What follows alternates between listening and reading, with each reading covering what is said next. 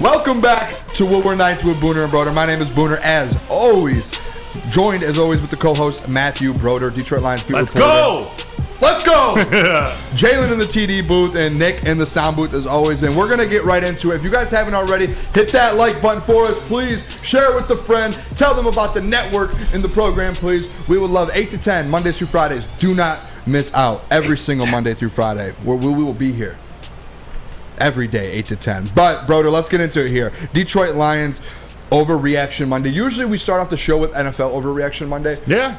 But there was just basically 2 games in a 7-day span, and a lot has happened here with this Detroit Lions team. So we want to kind of get into kind of a little bit overreactions, and it could be good overreactions, I think, as well. I kind of went through the path to where it takes me down the path where I came up with 3 different overreactions to where I think the Detroit Lions will finish the year with. Okay. 3 different things. I don't know how you went about it. It's easy, you could say that fans are overreacting, or, you know, there's different ways here with the overreactions. And if you guys have any as well, make sure you guys throw them in the chat. We'll read a couple off throughout the segment too. So, Broder, I'll start with you. What's your first overreaction Monday? Number 1 for the Detroit Lions. So the way I structured it, at least most of mine are bold statements, and are they overreactions, or are they not? My first one is Jared Goff a poor man's Matt Ryan?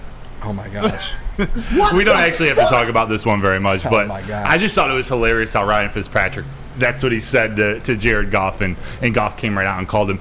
Matt Ryan's not the worst quarterback in the world, by the way. He did win an MVP. Yeah, he did win an MVP. And so he won it 1 year after what Jared Goff is right now. I think Jared Goff might be 28, 29. Yeah, I think he won it after the age that Jared Goff. So Jared Goff's still a little behind in his career, like a couple years back. I wouldn't mind a little MVP action there for Jared Goff in the next 1 or 2 seasons. I think it's going to be a top 5 finish, but I'm going to say to Jared Goff. Here's my first real one. This is a statement. Is this an overreaction or an underreaction, Booner? Jared Goff is a top 5 quarterback in the NFL this season.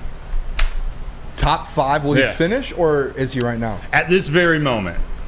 I did have that conversation Friday. We did talk about it, and I did make that statement that he potentially could be. And I did tell you I wanted to wait until the end of Sunday to see. No, it's Sunday's over.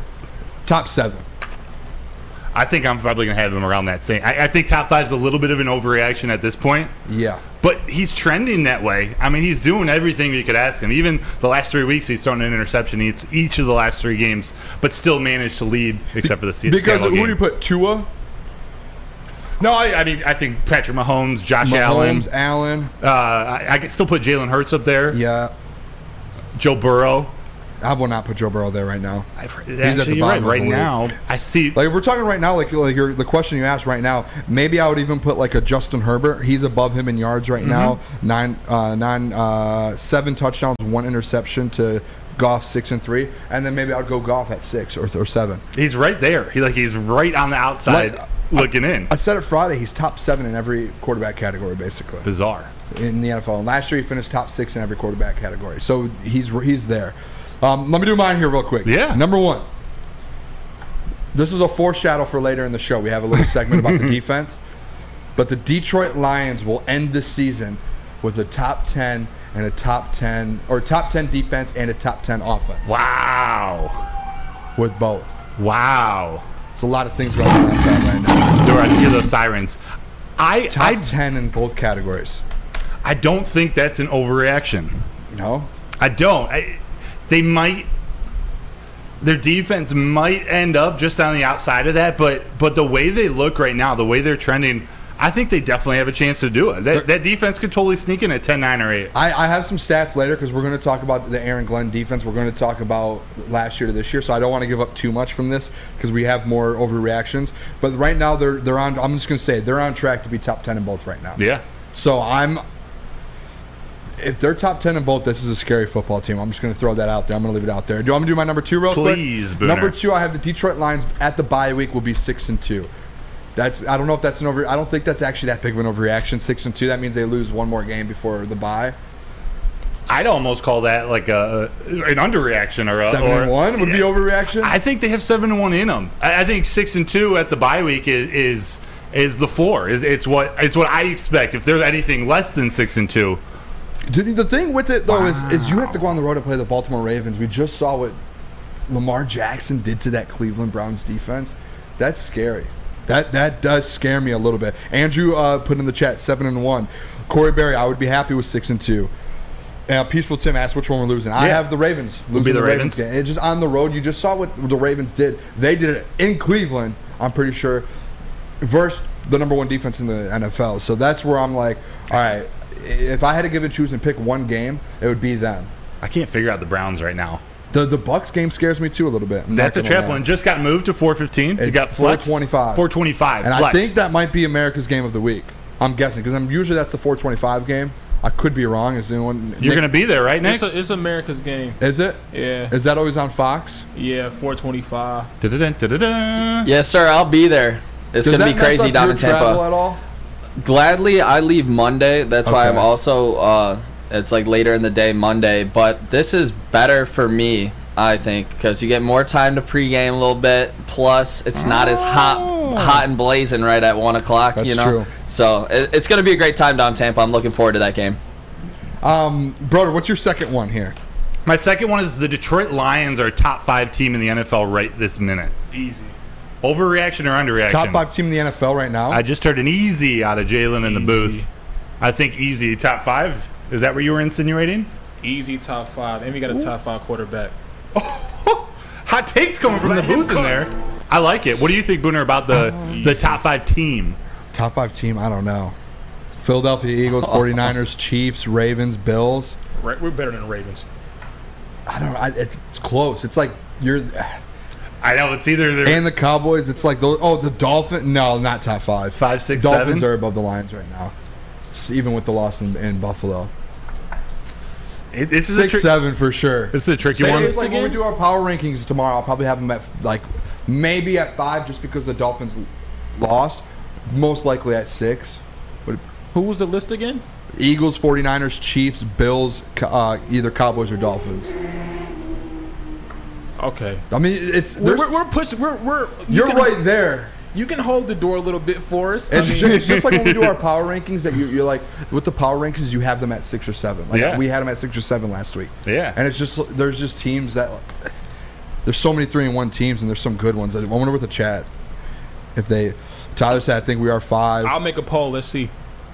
That's a good one. I do think they're going to come in. I haven't done my power rankings yet, but I'm feeling a 6 or a 7. 6, it might be 6 for me. And not because I don't believe they are top 5, that makes sense, or could be. It's the more I see the Falcons and the Packers, like depending on how good those teams actually end up being, these might not be as strong of wins as we think, but like at this very moment, they did what they needed to do in both of them. Dude, if we're talking overreactions too, and I told you we'll probably talk about this when we talk about the NFL. I tried to tell you guys all very, very much on Friday, and just to kind of gloat a little bit here, the Dolphins and Bills game, that there's zero chance that Dolphins team puts 70 up and then the next week shows up on the road at Buffalo. That was the easiest bet I ever hit in my life. That was the easiest call I ever had in my life. And it's just, there was no chance. So, like, I can't take the Dolphins from going from the number 2 in my power rankings all the way down to 6 and the Lions pass them. I can't. Especially if the Bills are climbing. If they're as good as you think they are. The Bills are the number 2 probably to me in the NFL. You just went on the road and played them at Buffalo, which is a tough place to play. Oh, yeah. So, top 5, that's... You and I were the only 2 to pick the Bills to win. That's tough. Yeah. Give me your third. Third here. The Detroit Lions defensive line will finish in the top 3 in sacks in the NFL by the end of the season. Ooh. And to put this in perspective, last year the Detroit Lions had 39 sacks as a team. In top 5 last year would have been 45. So if they had 6 more sacks last year, it would have been 45 sacks. Right now, through 4 games, even with them only having 1 sack in the first 2 games, they're on track for 55 sacks this year. And that would put them, and that's if I did the math right, guys. I'm pretty sure I did the math That'd be 10 more than last year? That would have been 10 more than last year. No, that would have been 10 more than the top 5 last year? The top 5 last year. That would have been good for second place in the NFL last year. You sure about your math? 55. I think I did the math right. I did it, like, we can walk through it on the air here. I did 13 divided by 4, right? That's 3.25 sacks per game. And if you times that by 17, that's 55.25. So that makes sense. If I did my math wrong, please let me know. But I'm pretty confident 55 sacks they're on pace for right now is pretty correct. It's when you say that, it doesn't seem like an overreaction. Like, they could even maybe end up at 50 sacks, and that still seems like better than the top 5 last year. But I'm going to say it's an overreaction. I don't think they're going to keep up the pace that they're on these last 2 games. I certainly think they'll finish in the top 15, but a top 3, I don't know. I worry about the other playmakers other than Aiden Hutchinson. Like I know it's worked out. It's been spread around pretty evenly these last 2 games. I just don't know. I need to see it for a couple more. Show me. Show us. Show us. No, I think that's possible. Because right now you're on pace. I think you're getting, I can't remember what I said, however many it is a game. You literally started the season with 1 in 2 games. If you just go out there and get, That's 3 so a true. game right now, which that defensive line is starting to step up, and they're stepping up even more. They're getting more comfortable. I don't think someone said, QD said, I'm not copying Booner's math homework. Was I wrong, guys? I'm pretty sure I did that correct. Where did math was my best subject in high school. Where did the 13 come in all of that? What do you mean the 13? How'd you get to 13? We're at 13 right now. Okay. So right now we're averaging 3.25 sacks per game. I like it. I'm trusting you. And if you multiply however many you're averaging a game by 17, because there's 17 games, that's 55 sacks. So Yes, sir. You're averaging just over 3 a game right now. Don't question my math. I'm just kidding. What's your last one here, brother? My last one. This is on our Jamison Williams returning. Overreaction or underreaction? Jamison Williams' return leads to the Lions getting the number 1 seed in the NFC and a first-round playoff bye. Is there a way I can go in the middle on that? That's why it's a tricky question. That's why I made it hard on you. Because it's not an overreaction because they're going to be fighting for seeding. Overreaction. San Francisco 49ers San Fran are tough. is so good.